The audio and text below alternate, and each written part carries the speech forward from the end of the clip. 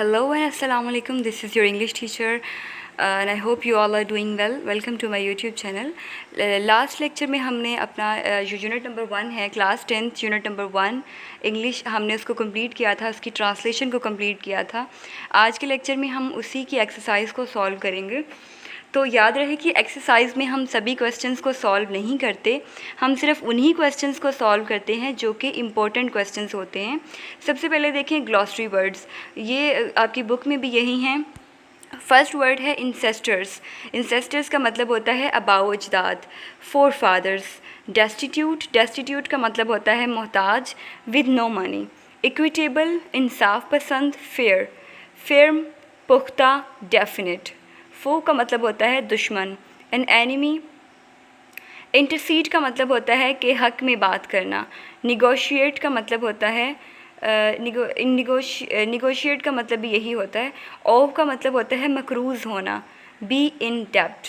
Revenge का मतलब होता है बदला लेना, पे बैक। सीक का मतलब होता है पाना या तलाश करना या हासिल कर लेना, ठीक है। इसके बाद हैं वोकेबलरी वर्ड्स, आपकी बुक में भी हैं ये। ग्लॉसरी वर्ड्स के बाद आपकी बुक में वोकेबलरी वर्ड्स दिए हुए हैं। सबसे पहला वर्ड है मॉडल। मॉडल का सिनोनिम, मॉडल का मतलब होता है नमूना, तो इसका सिनोनिम सिंपल भी हो सकता है, डिज़ाइन भी हो सकता है।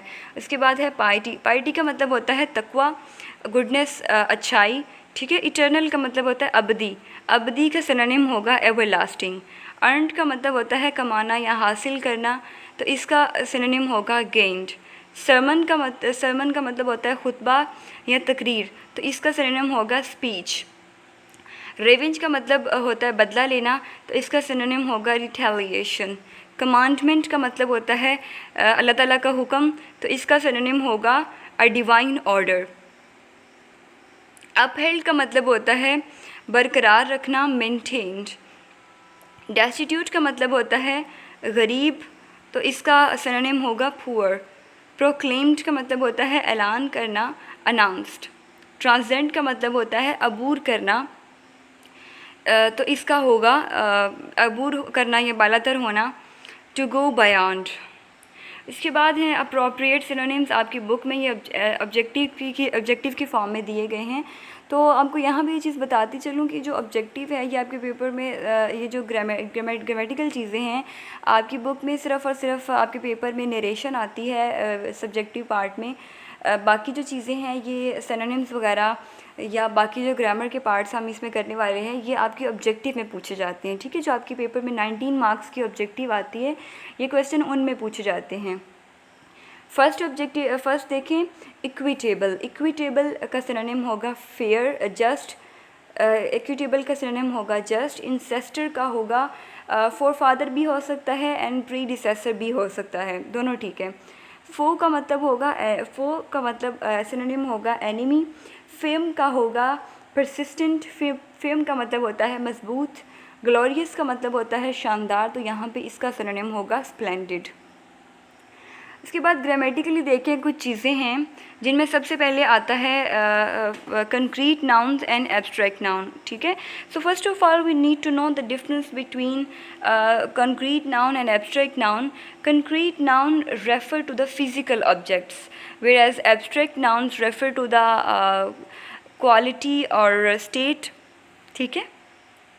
कंक्रीट में वो चीज़ें आ जाती हैं जिनको कि हम छू सकते हैं, जबकि एब्स्ट्रैक्ट में वो चीज़ें आती हैं जिनको हम छू नहीं सकते, ठीक है। इसकी एग्जांपल देखें, the revenge of father can not be taken on his son. बाप का बदला बेटे से नहीं लिया जा सकता। अब इसमें father and son both of them are noun and they are concrete noun because we can touch them, ठीक है। The underlined words are concrete or material nouns since they refer to concrete things. And second example देखें abstract noun की, he decided their cases with equity and justice. Here are two nouns, equity and justice, ठीक है। ये जो nouns हैं equity and justice we can not touch these nouns, ठीक है। Justice और इक्विटी यानी मसावात और बराबरी को हम छू तो नहीं ना सकते। The underline words are abstract nouns since they refer to ideas, quality और स्टेट्स, ठीक है। ये दोनों हालतों को जो है वो मेंशन करते हैं।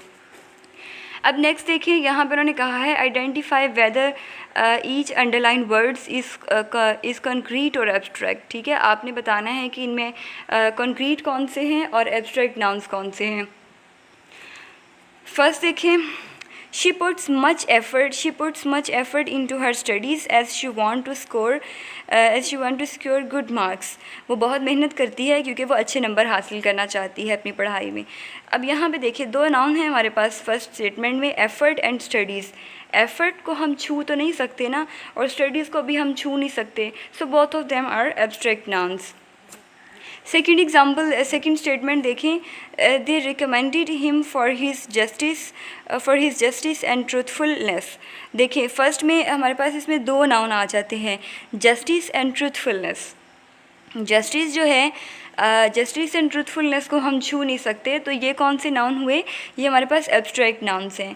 थर्ड स्टेटमेंट पे देखें, keep the balls in the basket, in that basket. अब बॉल्स जो हैं वो फिज़िकल जो स्टेट है उसको मैं रेफ़र कर रही हैं, तो यहाँ पे बॉल्स जो हैं एंड बास्केट जो है उसको भी हम छू सकते हैं। So both of them are concrete nouns. The dishonest trader is losing the trust of his customers. So here are two nouns in the statement, traders and trust. Trader जो है उसको हम छू सकते हैं, so this is a concrete noun. And abstract noun है trust जो है उसको हम छू नहीं सकते, ये इसको हम सिर्फ फील कर सकते हैं। इसी सेंटेंस में हमारे पास एक और नाउन है कस्टमर्स। कस्टमर्स जो है ये कंक्रीट नाउन है क्योंकि इसको हम छू सकते हैं, ये फ़िज़िकल जो मैटर है उसको मेंशन कर रहा है। लास्ट स्टेटमेंट है देखें, he did not take good care of his pet. यहाँ पे मैं एक वर्ड को अंडरलाइन करना भूल गई हूँ, वो है care. So there are two nouns in the sentence, care and pet. Care जो है, केयर को हम छू नहीं सकते, so care is a abstract noun and pet is a concrete noun, क्योंकि पेट को हम छू सकते हैं। अब देखिए मैंने यहाँ पे जो रेड वर्ड्स हैं ये मेरे पास एब्स्ट्रैक्ट नाउन्स हैं, और जो ब्लू वर्ड्स हैं ये कंक्रीट, मैंने ब्लू को जो मेंशन किया है, कंक्रीट नाउन्स को मैंने ब्लू के साथ मेंशन किया है। इसके बाद नेक्स्ट क्वेश्चन देखें, उन्होंने कहा है choose whether each sentence need an indefinite article और डेफिनेट आर्टिकल। ठीक है, देखें और नो आर्टिकल, वहाँ भी मुझे बताना है कि आपको और मुझे बताना है कि यहाँ पे कहाँ वो कौन सी ऐसी स्टेटमेंट है जहाँ इंडेफिनिट आर्टिकल यूज़ होगा, और कौन सी ऐसी स्टेटमेंट है जहाँ पे इंडेफिनिट आर्टिकल यूज़ होगा, और कौन सी ऐसी स्टेटमेंट है जहाँ पे आर्टिकल यूज़ नहीं होगा। ठीक है, first of all we need to know that what is article. Article होता क्या है? Article is a piece of writing. There are two types of article, definite article and indefinite article. ठीक है, definite article जो होता है वो होता है, डेफिनेट आर्टिकल में दा का यूज़ आ जाता है, और इनडेफिनिट आर्टिकल जो होता है उसमें ए और एन का यूज़ आता है। तो जितने भी हमारे पास कॉन्सोनेंट वर्ड और कॉन्सोनेंट साउंड्स होती हैं उनसे पहले हम ए लगाते हैं, जबकि एन जो होता है वो हमेशा वाउल वर्ड और वाउल साउंड से पहले लगता है। ठीक है, ये यहाँ पे कंफ्यूज नहीं होना आपने कि सम टाइम हमारे पास कुछ वर्ड्स ऐसे होते हैं जो कि जो होते हैं जो लेटर तो चूँकि उनका वो कॉन्सोनेंट का होता है, लेकिन साउंड वो वाउल की दे रहे होते हैं। तो याद रहे कि जहाँ पे हमारे पास साउंड वाउल की आ रही हो, चाहे वो लेटर कॉन्सोनेंट का ही क्यों ना हो, वहाँ पे हम एन लगाते हैं। ठीक है, दूसरा ये है कि दा का यूज़ कहाँ होता है, वो प्रॉपर नाउन से पहले होता है, और कुछ और केसेस होते हैं जहाँ पे हम दा का यूज़ करते हैं। तो चलिए हम यहाँ पे इसको देखते हैं कि कहाँ पे हमारा डेफिनेट आर्टिकल यूज़ होगा और कहाँ पे इंडेफिनिट होगा। फर्स्ट स्टेटमेंट देखिए, he ask me a very hard question. मैंने यहाँ वैसे तो जहाँ पे मैंने आर्टिकल्स लगाए हैं ये आपकी बुक पे ब्लैंक्स हैं। ठीक है, तो आप अपनी ब्लैंक्स को फिल कर सकते हैं, चाहें तो आप स्क्रीनशॉट भी लेके इसको फिल कर सकते हैं। ठीक है, अब देखें मैंने यहाँ पे कहा he ask me a very hard question, मैंने यहाँ पे दा तो नहीं कहा। ठीक है, मैंने यहाँ पे ए का यानी इंडेफिनेट आर्टिकल का यूज़ किया, क्योंकि यहाँ पे कोई भी ना तो हमारे पास वाउल साउंड था, वाउल वर्ड था, ना ही हमारे पास कोई स्पेसिफिसिटी थी या इसकी कि हम यहाँ पे एन लगाते। ठीक है, दा तो लगना ही नहीं था, तो इसलिए मैंने यहाँ पे ए लगाया। सेकेंड देखें, the question that he ask me was easy. तो यहाँ पे मैं आपको आर्टिकल डेफिनेट आर्टिकल का एक रूल बता दूँ, when we speak when we speak of a particular common noun or a common noun which has been mentioned before, तो वहाँ पे हम किस चीज़ का यूज़ करते हैं, डेफिनेट आर्टिकल का। अब देखिए मेंशन तो हुआ है पहले, the question that he asked me, कौन सा क्वेश्चन, जो उसने मुझसे पूछा, यानी पहले से मेंशन है ना, the question that he asked me, वो पहले से पूछ चुका है मुझसे। The question that he asked me was easy, वो आसान था, ठीक है, यानी पहले से मेंशन था, तो इसलिए हमने यहाँ पे सो वो चीज़ें जो पहले से ऑलरेडी मेंशन हो वहाँ पे हम डेफिनेट आर्टिकल द का यूज़ करते हैं। थर्ड देखें, have you seen my scarf, क्या तुमने मेरा स्कार्फ देखा, मेरा हिजाब देखा, तो यहाँ पे क्या है, यहाँ पे कोई आर्टिकल का यूज़ नहीं होगा, ना ही डेफिनेट का ना ही इनडेफिनेट का। 4 देखें, could you please pass me the salt। अब देखें salt is a proper noun, याद रहे कि जहाँ पे हमारे पास प्रॉपर नाउन आ जाते हैं वहाँ पे हम डेफिनेट आर्टिकल का यूज़ करते हैं, द का यूज़ करते हैं। Is there a good restaurant around there, a good restaurant is not a proper noun, so we will not use definite article here, ठीक है, यहाँ पे हम डेफिनेट आर्टिकल यूज़ नहीं करेंगे क्योंकि गुड रेस्टोरेंट जो है वो प्रॉपर नाउन नहीं है यहाँ पे, इसलिए मैं ए लगा दूँगी, is there a good restaurant around here, an नहीं लगाएंगे क्योंकि यहाँ पे वाउल साउंड या वाउल वर्ड नहीं है। The restaurant that my friend owns is very good, वो वाला रेस्टोरेंट जो कि, अब देखिए इसकी खासियत तो है ना, खासियत बताई है कि कौन सा रेस्टोरेंट जो मेरे दोस्त की मलकियत में है, ठीक है, तो ये भी प्रॉपर नाउन में आ जाता है, इसलिए यहाँ पे भी द का यूज़ होगा। I have several good friends, मेरे कुछ दोस्त हैं, यहाँ पे कोई किसी भी आर्टिकल का यूज़ नहीं होगा।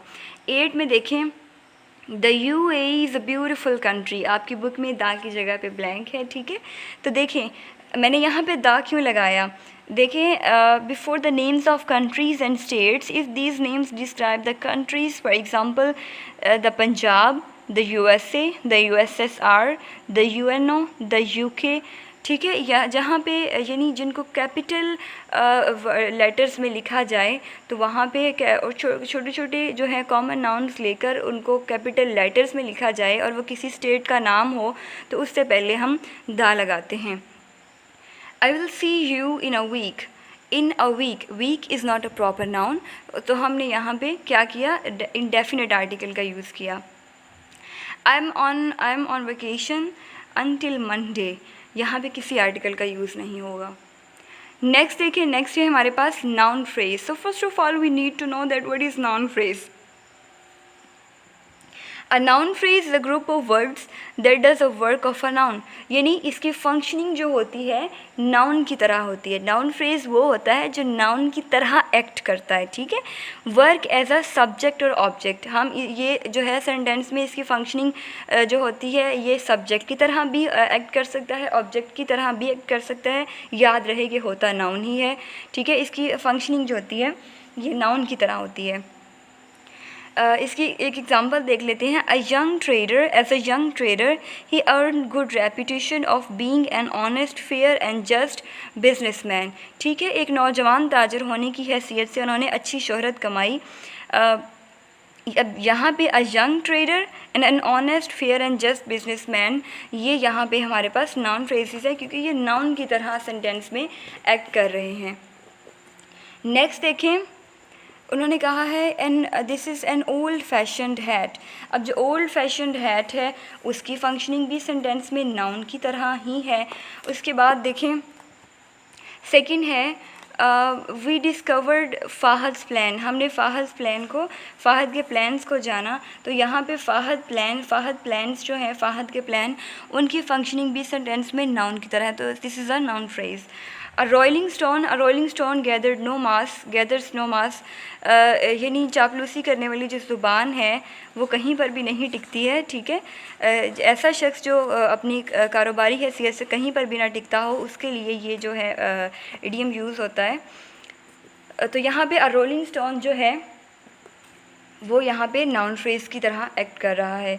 The recent flood cast heavy damage, recent flood यहाँ पे हैवी डैमेज जो है वो उसकी फंक्शनिंग जो है वो नाउन की है। और उसके अलावा द रीसेंट फ्लड जो है उसकी फंक्शनिंग भी नाउन की है। इसके बाद देखिए an oral presentation can be interested, oral can be interesting, oral presentation की जो फंक्शनिंग है वो यहाँ पे नाउन की है। उसके बाद नेक्स्ट देखिए past indefinite and past continuous tense.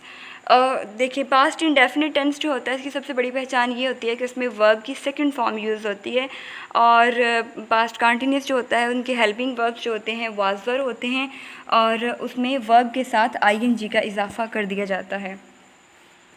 अब यहाँ पे देखें, फर्स्ट देखें जहाँ पे मैंने जिन जिन वर्ड्स को अंडरलाइन किया है ये आपकी बुक पे ब्लैंक्स हैं।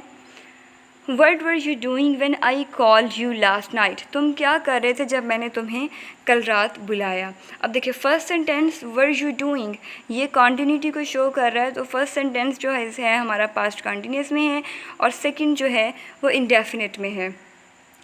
सेकेंड स्टेटमेंट देखें, I was sitting in the cafe when you called me, मैं कैफ़े में बैठा हुआ था जब तुमने मुझे बुलाया। कॉल्ड, अब कॉल की सेकेंड फॉर्म जो है कॉल्ड है, एंड आई वॉज सिटिंग मैं बैठा हुआ था।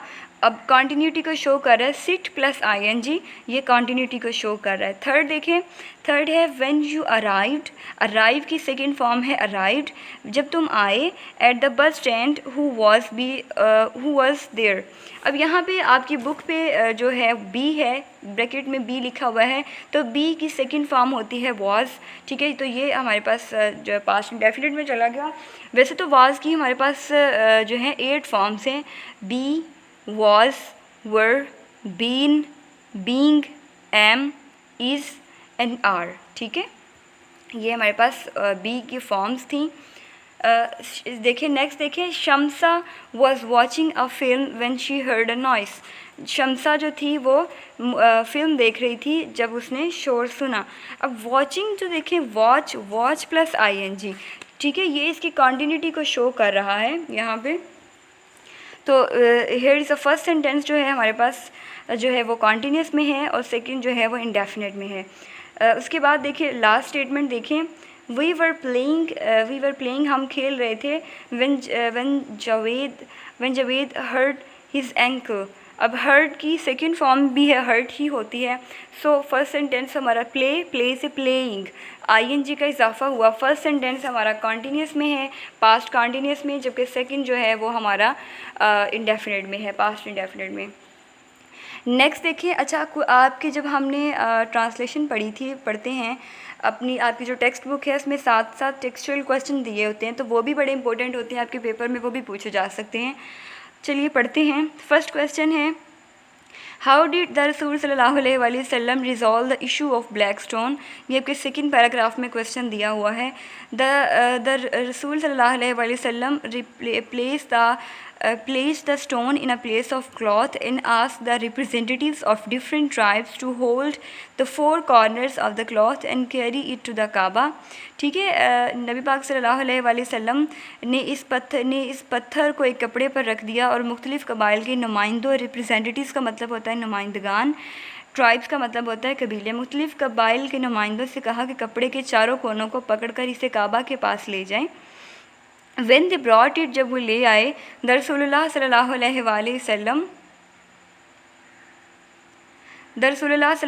वसल्लम took the stone and put it at its place, और उसको उसकी जगह पर रख दिया। This pleased everyone and saved them from the tribal conflict। और इस फैसले ने हर किसी को खुश कर दिया, उनको कबायली लड़ाई से बचा लिया। सेकेंड क्वेश्चन देखें, why did the Quraish think that the रसूलुल्लाह सल्लल्लाहु अलैहि वसल्लम वुड फेवर देम। कुरैश ने क्यों सोचा कि नबी पाक सल्लल्लाहु अलैहि वसल्लम जो है वो उनकी हमायत करेंगे। So one of the main reason was that कि नबी पाक सल्लल्लाहु अलैहि वसल्लम जो थे वो भी कुरैश कबीला से बिलोंग करते थे, इसलिए उन्होंने सोचा कि वो उनकी हमायत करेंगे। The Quraish thought so because the रसूलुल्लाह सल्लल्लाहु अलैहि वसल्लम was one of them, besides they ask Hazrat Usama bin Zaid to intercede. इसके अलावा उन्होंने हज़रत उसामा बिन ज़ैद से भी कहा हुआ था कि वो भी इनकी सिफारिश करें। क्वेश्चन नंबर 3 है, why did non Muslims trust रसूलुल्लाह सल्लल्लाहु अलैहि वसल्लम, ये आपके पैराग्राफ नंबर 5 में क्वेश्चन है। गैर मुस्लिमों को नबी पाक सल्लल्लाहु अलैहि वसल्लम पर क्यों एतमाद था? The non Muslims believe that the रसूलुल्लाह सल्लल्लाहु अलैहि वसल्लम was just and honest, even the Jews brought their suits to him to decide, हत्ता कि यहूदी भी जो थे वो आपके पास अपने फ़ैसले करवाने के लिए अपने केसेस लाया करते थे, अपने मामलात आपके पास लाया करते थे। व्हाट एडवाइस डिड रसूलुल्लाह सल्लल्लाहु अलैहि वसल्लम गिव टू हज़रत अली, नबी पाक सल्लल्लाहु अलैहि वसल्लम ने हज़रत अली को क्या जो थी नसीहत वो की थी? द रसूलुल्लाह सल्लल्लाहु अलैहि वसल्लम एडवाइस हज़रत अली, नबी पाक सल्लल्लाहु अलैहि वसल्लम ने हज़रत अली को नसीहत की never to decide about something without hearing the argument of both parties। ठीक है, रसूलुल्लाह सल्लल्लाहु अलैहि वसल्लम ने हज़रत अली को ये नसीहत की कि फ़रीक़ैन के दलाइल सुने बगैर कभी भी फ़ैसला ना करें। ये हमने अपनी बुक में भी पढ़ा था कि जो है नबी पाक सल्लल्लाहु अलैहि वसल्लम ने कहा था कि दोनों फ़रीक़ैन जो हैं उनको सुन लेना चाहिए, मुमकिन है इससे आप सच जान जाएँ। लास्ट क्वेश्चन है, What does the word proclaimed means? Proclaimed का क्या मतलब है? The word proclaimed that means to declare something in a formal manner or to declare in a public। ठीक है, proclaimed का मतलब होता है ऐलान करना, declare का मतलब होता है सबके सामने ले आना, ये इसका मतलब भी ऐलान सामने ले आना, something in a formal रस्मी manner यानी रस्मी तौर पर ऐलान कर देना पब्लिक के सामने, आवाम के सामने। ठीक है, इसके बाद आते हैं हमारे एक्सरसाइज के क्वेश्चन आंसर्स, उनको देखें। एक्सरसाइज के क्वेश्चन आंसर्स भी बड़े इंपॉर्टेंट हैं। फर्स्ट क्वेश्चन देखें, how can people achieve perfection in the moral, spiritual and social areas of life? लोग अपनी ज़िंदगी के इखलाकी, रूहानी और समाजी दायरा में किस तरह कमाल हासिल कर सकते हैं, किस तरह से परफेक्शन हासिल कर सकते हैं? The people can achieve perfection in the moral, spiritual and social areas of life by seeking light from the message, guidance and the life of रसूलुल्लाह सल्लल्लाहु अलैहि वसल्लम। रसूलुल्लाह सल्लल्लाहु अलैहि वसल्लम की हयात मुबारक और इनकी रहनुमाई और पैगाम से लोग अपनी ज़िंदगी के इखलाकी, रूहानी और समाजी दायरा अमल में दुरुस्तगी हासिल कर सकते हैं। How did the Rasulullah सल्लल्लाहु अलैहि वसल्लम set high and noble ideals for all mankind? रसूलुल्लाह सल्लल्लाहु अलैहि वसल्लम ने किस तरह तमाम इंसानियत के लिए आला व अरफा नमूने कायम किए? The Rasulullah सल्लल्लाहु अलैहि वसल्लम set very high and noble ideals through his practical example। अपनी अमली मिसाल के ज़रिए उन्होंने आला व अरफा नमूने कायम किए थे। उसके बाद थर्ड क्वेश्चन देखें, how did the people of Mecca convince the रसूल सल्लल्लाहु अलैहि वसल्लम जस्टिस इवन बिफोर हिज नबूवत? अहले मक्का कैसे रसूल अकरम सल्लल्लाहु अलैहि वसल्लम की नबूवत से पहले इनके इंसाफ के मोतरफ़ थे। द रसूलुल्लाह सल्लल्लाहु अलैहि वसल्लम was well known for his justice. नबी पाक सल्लल्लाहु अलैहि वसल्लम थे अपने इंसाफ की वजह से बड़े मशहूर थे। He always had fair and just dealing with all people before नबूवत। नबी पाक सल्लल्लाहु अलैहि वसल्लम जो थे अपने इंसाफ के सबब मशहूर थे, नबूवत से पहले तमाम लोगों के मुनसफ़ाना मामलात के साथ मुनसफ़ाना मामलात करते थे। क्वेश्चन नंबर 4 देखें, What standards of justice did Rasulullah सल्लल्लाहु अलैहि वसल्लम practice as a head of the state of Medina? यानी मदीना की सरबराह की हैसियत से आप सल्लल्लाहु अलैहि वसल्लम ने इंसाफ के कौन से मेयारात कायम किए? As the head of the state of Medina, he decided every case on merit with justice and equity, irrespective of color, creed और race। मदीना के सरबराह की हैसियत से आप सल्लल्लाहु अलैहि वसल्लम ने रंग, अकीदा और नस्ल से बालातर होकर हर मामले का जो फ़ैसला है वो इंसाफ के साथ किया, इंसाफ की बुनियाद पे किया। सेकेंड लास्ट क्वेश्चन है हमारे पास, फिफ्थ क्वेश्चन है, what made non Muslims bring their suits to रसूलुल्लाह सल्लल्लाहु अलैहि वसल्लम? आप जो नॉन मुस्लिम्स जो थे अपने मुकदमे आपके पास क्यों लाया करते थे? The non Muslims believe that the रसूलुल्लाह सल्लल्लाहु अलैहि वसल्लम was just and honest, even the Jews brought their suits to decide. हत्ता कि यहूदी भी अपने मामलात आपके पास फ़ैसला करवाने के लिए लाया करते थे। लास्ट क्वेश्चन देखें, how does the Quraish describe the personality of रसूलुल्लाह सल्लल्लाहु अलैहि वसल्लम? कुरान पाक में रसूलुल्लाह सल्लल्लाहु अलैहि वसल्लम की शख्सियत को कैसे बयान किया है? ये लास्ट पैराग्राफ में हमने पढ़ा था। मैंने अगर आपने ट्रांसलेशन नहीं पढ़ी तो मैं आपको सजेस्ट करूँगी कि आप पहले ट्रांसलेशन को पढ़ें, उसके बाद एक्सरसाइज को पढ़ें। मैं डिस्क्रिप्शन में जो है ट्रांसलेशन का लिंक भी दे दूँगी, ट्रांसलेशन वाली वीडियो का, जो मेरी सबसे पहली वीडियो है। The Quran describe the personality of रसूलुल्लाह सल्लल्लाहु अलैहि वसल्लम इन दीज वर्ड्स, इन अल्फाज में बयान करता है, इन डीड बेशक द रसूल ऑफ अल्लाह जो अल्लाह ताला के रसूल हैं, you have a good example to follow. तो बेशक तुम्हारे पास अल्लाह के रसूल सल्लल्लाहु अलैहि वसल्लम की ज़िंदगी में बेहतरीन नमूना मौजूद है। तो यहाँ पे हमारी एक्सरसाइज कंप्लीट होती है। हमने एक्सरसाइज में सिर्फ वही क्वेश्चन आंसर्स जो हैं और ग्रामेटिकल पॉइंट से वही जो क्वेश्चन आंसर्स हैं वो सॉल्व करने होते हैं, जो कि हमारे पेपर के पॉइंट ऑफ व्यू से इंपॉर्टेंट होते हैं, जो कि या तो हमारी ऑब्जेक्टिव में आने होते हैं या फिर आपके सब्जेक्टिव में आने होते हैं। ठीक है, वैसे तो आपकी एक्सरसाइज में और भी ऑब्जेक्टिव है, लेकिन हमने वो सॉल्व नहीं की क्योंकि वो आपके पेपर के पॉइंट ऑफ व्यू से इंपॉर्टेंट नहीं है, वो आपके पेपर में नहीं आती। तो लास्ट में मेरी आपसे रिक्वेस्ट है कि काइंडली मेरा चैनल जो है वो सब्सक्राइब कर दें, वीडियो को लाइक भी कर दें और कमेंट करके मुझे बताएं कि आपको मेरे लेक्चर की समझ आई कि नहीं आई। Thank you so much, stay blessed, अल्लाह हाफिज़, मिलते हैं नेक्स्ट लेक्चर में।